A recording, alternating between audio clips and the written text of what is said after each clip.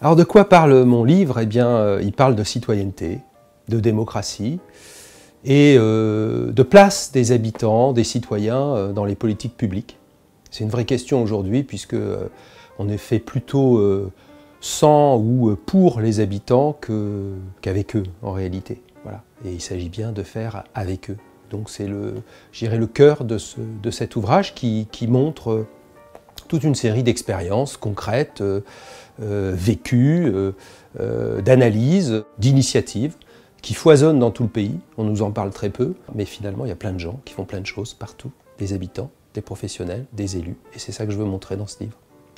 Alors ce livre s'adresse à trois catégories d'acteurs, que sont les habitants, les professionnels qui travaillent dans les territoires, quelles que soient leurs institutions, et puis les femmes et les hommes politiques, ceux qui ont le pouvoir dans ces collectivités territoriales. Ces trois acteurs-là sont les acteurs incontournables de la démocratie exclusivement représentative aujourd'hui et qu'il faudrait sans doute revisiter pour lui donner une ampleur plus importante, donner une ampleur plus importante à la participation, à l'implication citoyenne dans ces politiques. Alors le livre guide le lecteur, lui donne un certain nombre de pistes, lui donne des outils, des références. C'est effectivement une mine d'informations, de récits, d'expériences qui peut aider, qui peut faire gagner du temps finalement pour ceux qui ont la volonté de faire, de s'engager, encore une fois, qu'on soit simple citoyen ou qu'on ait des responsabilités.